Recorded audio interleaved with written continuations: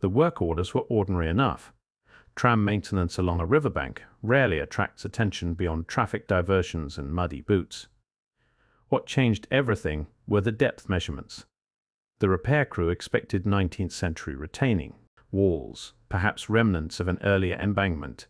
Instead, their drills struck dressed stone far below the documented foundation line, granite blocks locked together in arches that did not belong to any bridge listed in municipal registries. From the 1870s, I began with dates and coordinates, not speculation.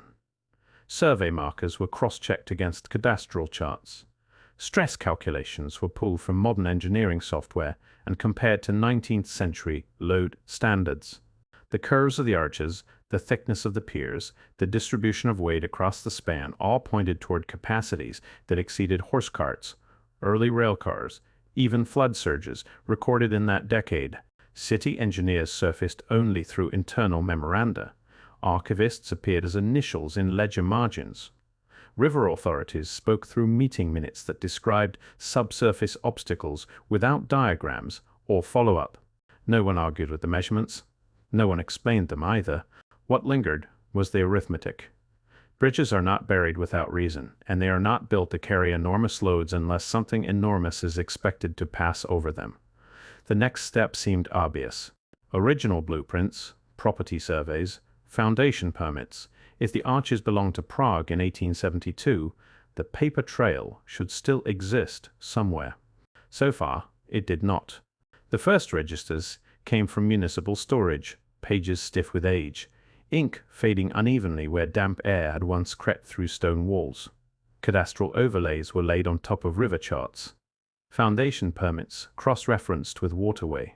Licenses issued around 1872, temporary spans were noted, wooden trestles, provisional crossings for barges and carts.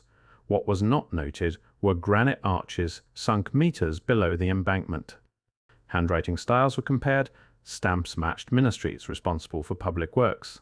Survey codes followed standardized Habsburg formats that rarely deviated even during emergency construction. Clerks appeared only as signatures, inspectors as initials.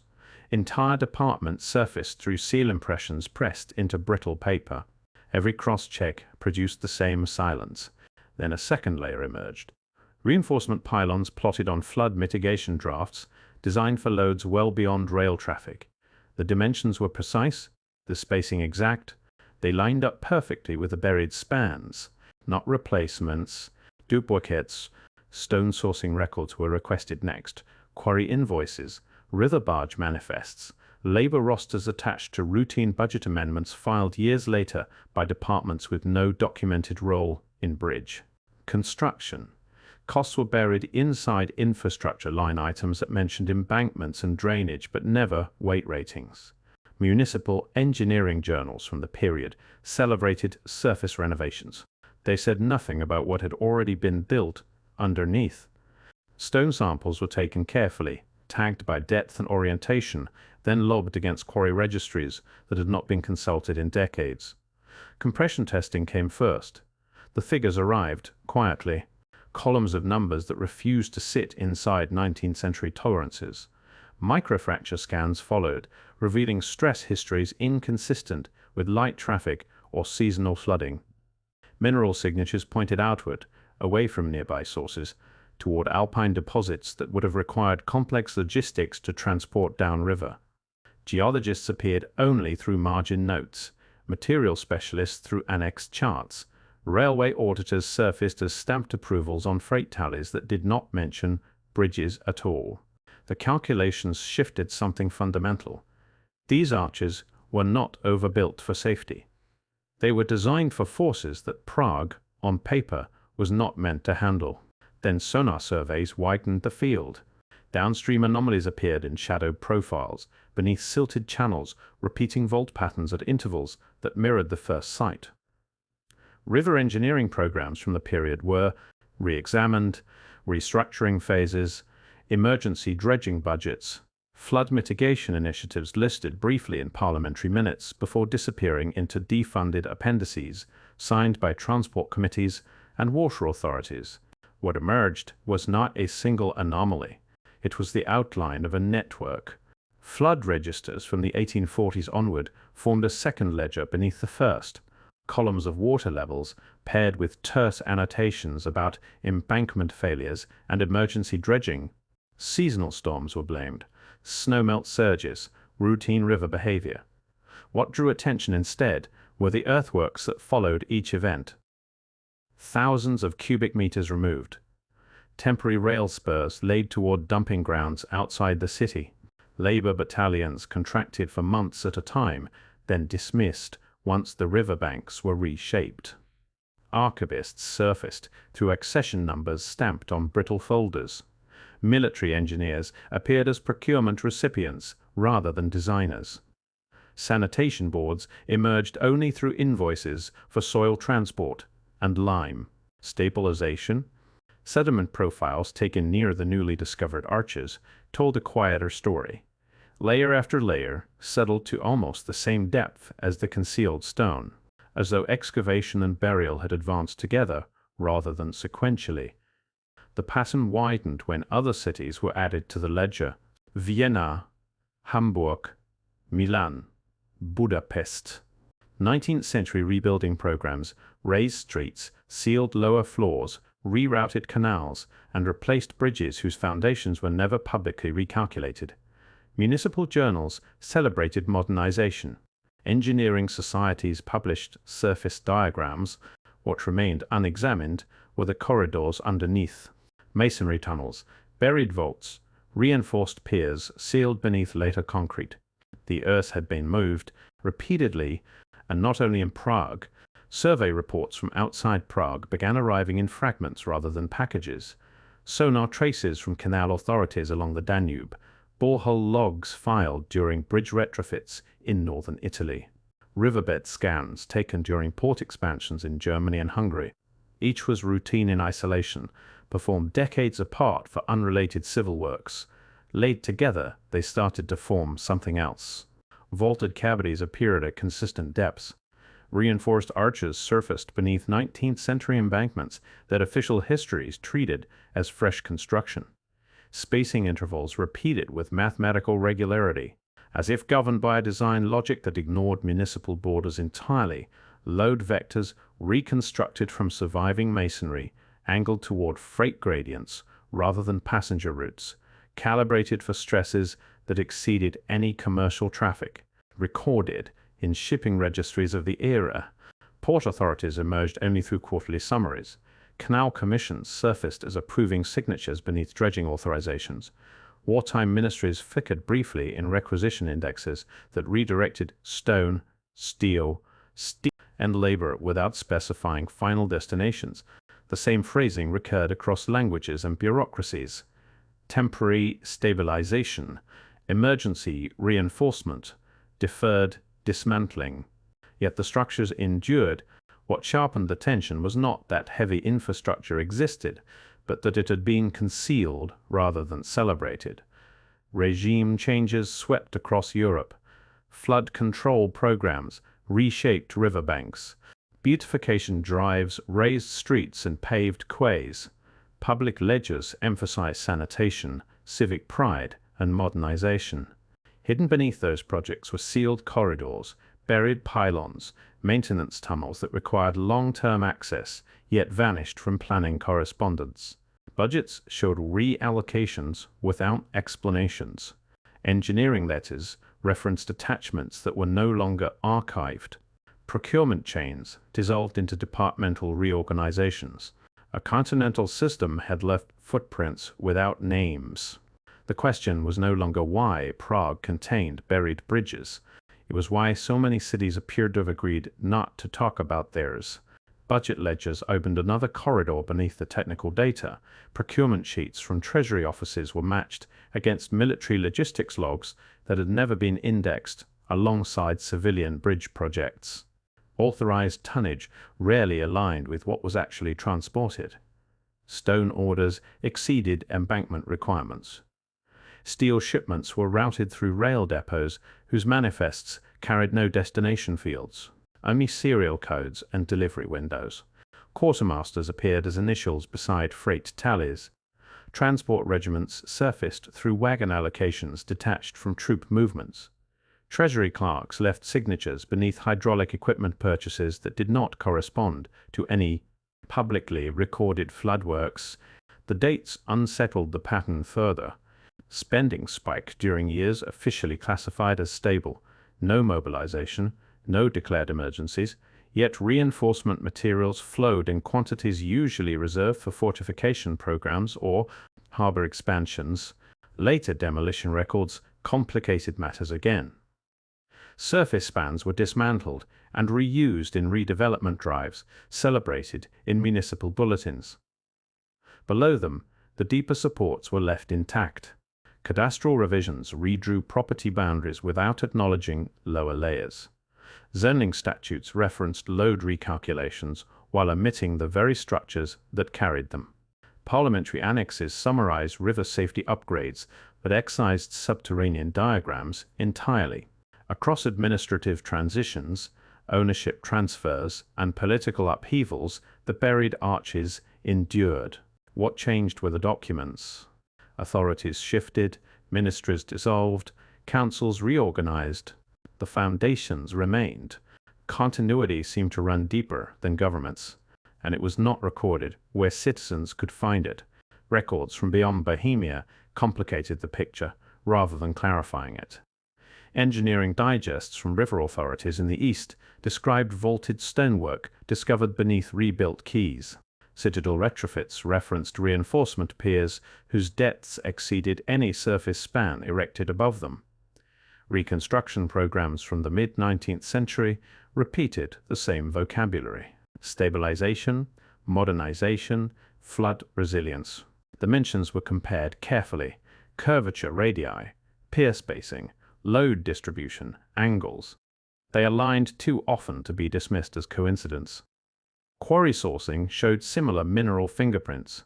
Traveling along river networks that connected imperial territories long before railway grids unified them administratively. Port engineers appeared again, this time in Hungarian reports.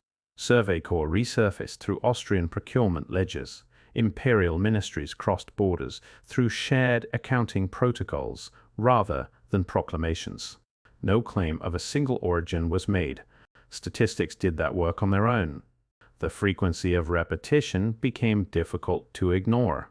What sharpened the unease was not similarity alone, but synchronization. Cities, separated by hundreds of kilometers, undertook subterranean reinforcement campaigns within the same decades, then sealed them beneath streets that guidebooks later presented as purely 19th century creations. The tension narrowed back to Prague. Load tables were assembled beside flood charts. Procurement graphs were layered over quarry logs and dredging manifests.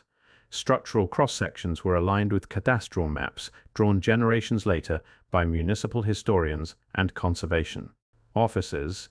Together they told a story that surface architecture timelines could not accommodate. Overbuilt foundations, excess capacity, redundancy without explanation. The material was ready for synthesis. What it refused to do was resolve itself. All strands were drawn into a single working diagram. Geological profiles were layered beneath procurement trails. Flood sediments aligned with reinforcement schedules. Quarry shipments intersected with treasury anomalies and dredging campaigns. When mapped together, they suggested corridors engineered for sustained heavy loads that predated the surface bridges celebrated in municipal chronicles. The model remained provisional. Margins of error were noted. Missing ledgers were flagged rather than filled with inference. Time gaps were preserved instead of smoothed. What emerged was not a finished explanation, but a scaffold that could hold further evidence without collapsing under it. Institutions occupied the foreground now, ministries that archived selectively, planning offices that revised cadastral layers, engineering bureaus that published surface calculations while omitting what lay beneath them. Absence became a function rather than an accident, repeating across decades and administrative reorganizations. The scope widened until Prague felt less like an anomaly and more like a node. What circumstances would lead authorities to bury infrastructure instead of celebrating it? during regime transitions, after disasters, amid urban redesign campaigns, under wartime secrecy programs documented elsewhere in Europe. The question was left suspended deliberately. Archival historians and civil engineers would require caution, not conclusions. River authorities and research consortia working under transparency statutes still encountered sealed annexes and restricted town classifications invoked through heritage laws and security provisions. The framework held. What it refused to do was reassure. The final ledger was thinner than expected. Not empty, but thinned in a way that drew attention to what had been removed rather than what remained. Files referenced attachments that no longer accompanied them. Permit numbers pointed toward folders that ended in transfer. Stamps and bank shelves. Demolition orders terminated mid-paragraph. Tunnel diagrams halted at depth markers and resumed only after the subterranean sections should have appeared. Across departments, the pattern repeated. River authorities archived dredging volumes without specifying destination sites. Military engineers filed reinforcement schedules without naming the structures that required them. Municipal planners approved reconstruction budgets that omitted the foundations those projects necessarily depended upon. Every stream of documentation converged on the same conclusion: concealment rather than neglect. The scale implied coordination across offices that rarely shared jurisdiction: transport bureaus, treasury boards, flood control committees, heritage registries. Their paperwork intersected only where substructures vanished from public description.